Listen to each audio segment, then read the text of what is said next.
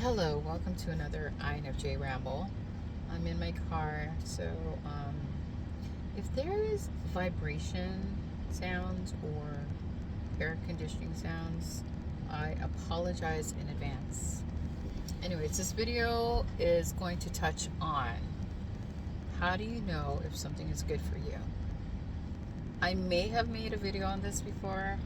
I honestly don't remember, but it has come to the forefront of my mind yet again, and I would like to talk on it. So if you think about life and you think about everything you encounter, I think a good telltale sign to determine if something is good for you is how it makes you feel. And luckily, INFJs not only have the capacity to be analytical, but we also are pretty emotional. I feel like INFJs have like pretty high emotional intelligence, you know? And I am grateful for that, because if I was not in touch with my emotions or my feelings, I really don't know how I would be able to navigate this trip called life. So, I don't know. I'm gonna start with like basic analogies, I guess. If you think about, for instance,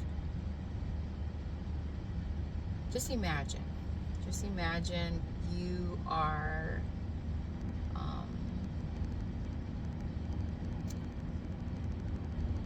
you encounter a buffet of amazing food that looks divine, like a buffet of it.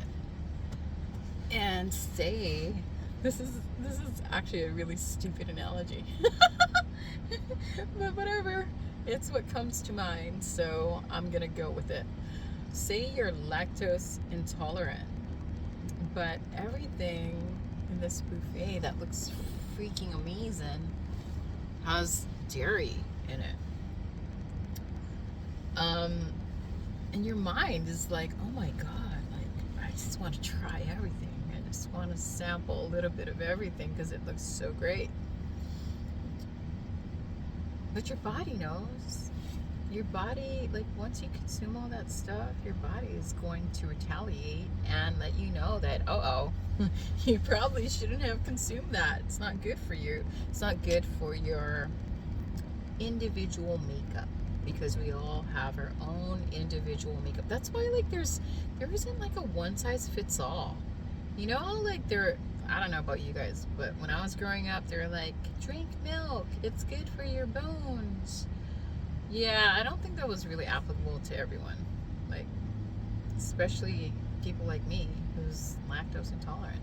Or, hey, you should be drinking 8 glasses of water a day. I know a lot of people who don't drink water and they're very healthy. Like, they rarely drink water and they're very healthy. And then I see a lot of people who drink lots of water and they're not as healthy. So, hey, you know, you gotta listen to you, and you gotta listen to your feelings. Because if you listen to your head will take you in many different directions and keep you stuck in place. It'll keep you overanalyzing, and rationalizing, and just nonstop going down the rabbit hole of thoughts,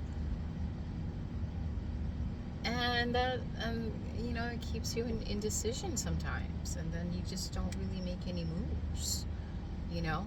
But like for me, like for instance,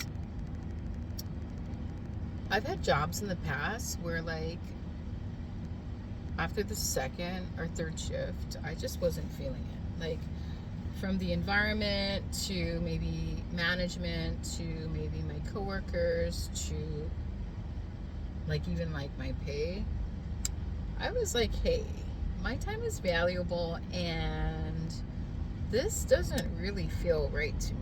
I feel like I should not waste any more time here and leave. Same goes with relationships. You know, like if you are in a relationship that doesn't make you feel good, like it doesn't feel supportive, you don't feel loved or cared for, or you don't feel like the other person has your well-being in mind,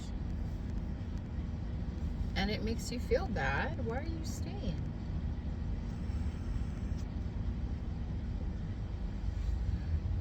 You know, like the thoughts will keep you stuck in place, and it'll keep you stuck in places that you shouldn't be in. Your thoughts will have you consuming things that aren't good for you.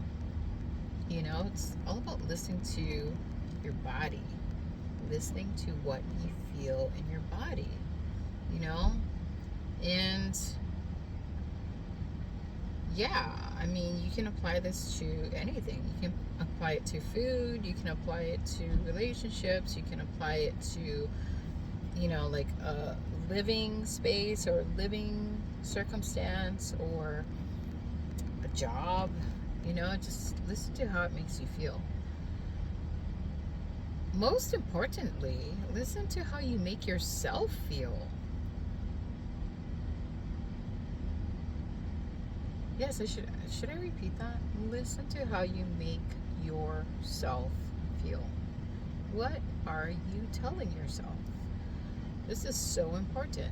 And you know, it's funny because I feel like society has exonerated logic and the mind, but it has completely repressed, like, feeling your emotions, acknowledging them, understanding them, like realizing that they are a pretty,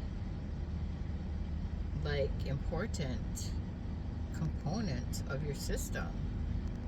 You know, like I feel like it's so sad, like in society, and it starts with your ancestors. I feel like, you know, like most of us were brought up in households that weren't supportive and maybe low-key abusive, or maybe even high-key abusive, physically, mentally, emotionally, just abusive.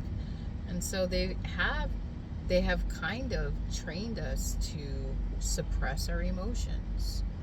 You know, it's like if you're upset about something, instead of like trying to get you to understand why you're upset and how to resolve that by listening to yourself, you know, I feel like a lot of people were taught like stop crying, and you know, why are you angry?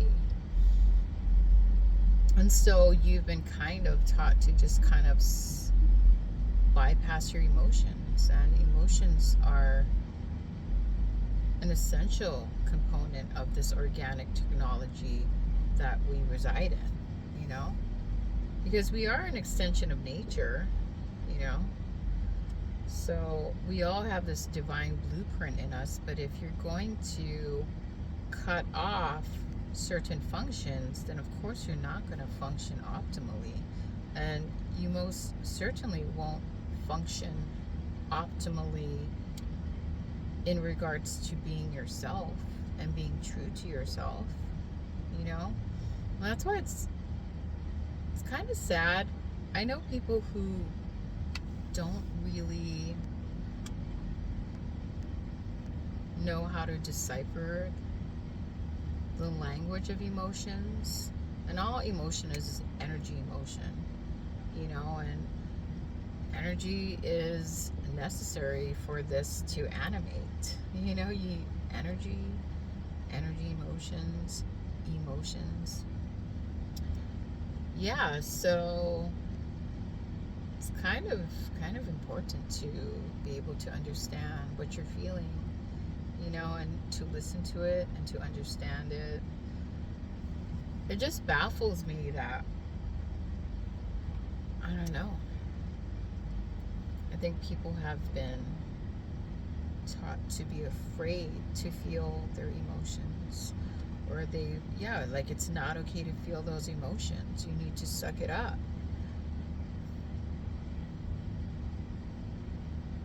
And that is why a lot of people, I feel, aren't doing what they're supposed to be doing in life. They're not doing what makes their spirit comes alive. They're not doing what makes their spirit comes to life. They're not doing what makes their spirit feel alive. Oh my God, my words. Yeah, they just kind of like, they wake up and they kind of like do stuff they don't really want to be doing because they feel like they need to do those things without taking into account that they could leave. Like, this doesn't make me feel good. I'm at a job that doesn't make me feel good. So instead of listening to my feelings and following that intelligence, we're listening to our mind. And then the mind can get you really, really like stuck in a loophole. And a good example, and I feel this is a pretty like common example, is people stay at jobs they don't like, and the mind will be like, well, you need the money, and you need to like,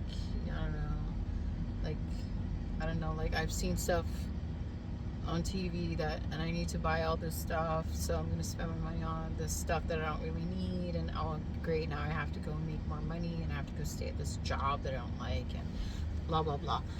When in actuality, they're like, man, I freaking hate this job. Like, oh, I don't really need that stuff.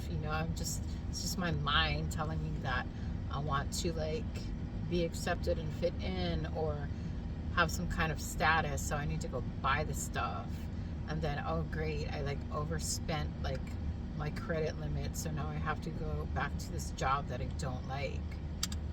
That takes a toll on your health, man. When you don't listen to like how you feel, when you don't listen to what makes you feel alive, and you don't listen to what makes you excited and passionate. Like, okay, so this job that I'm at, I don't really feel like, I don't know. I made a video on this probably.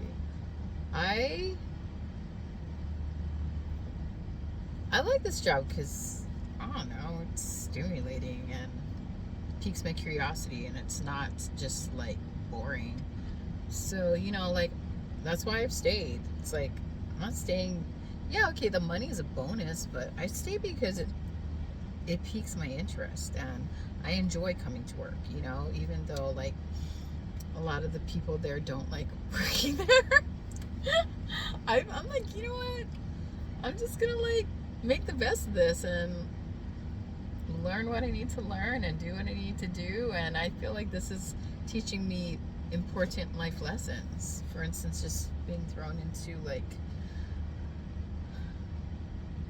the unknown, because every day is unknown. It's like, oh, I don't really know what I'm gonna do today because it's based on what I have, and I don't know what we have. So yeah, so it's kind of like teaching me to trust, like, it's teaching me and exposing me to how life is. Like, every day is unknown. You just don't know. And instead of like making your head make you stuck, and I do get stuck sometimes still, but I think the more I practice, the better I'll get at it.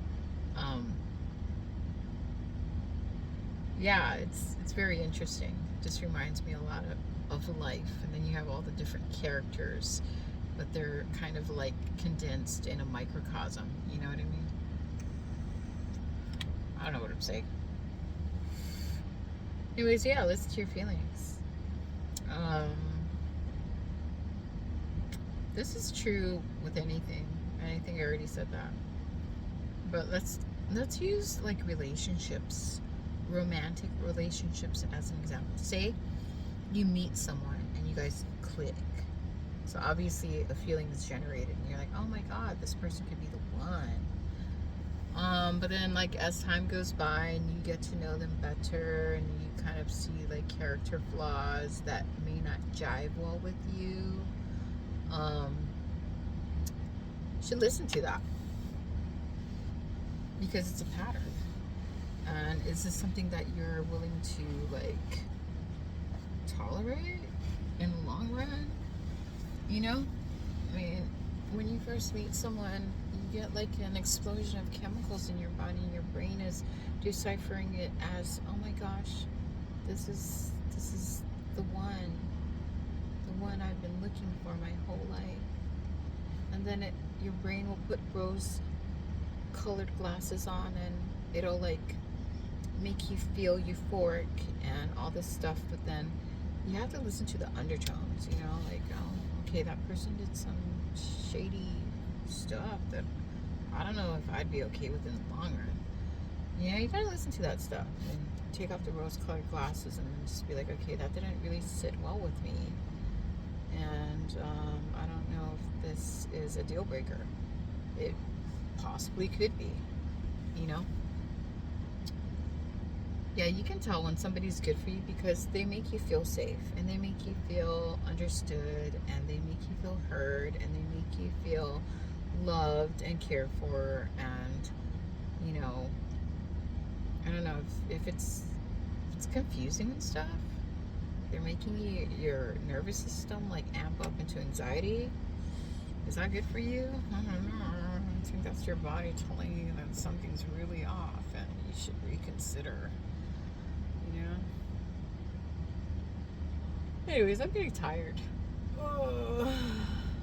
If you learned something cool. If you didn't, that's cool too. Thank you for sitting through a 17-minute video and listening to me ramble about feelings and emotional intelligence. Blessings to one and all. Amen.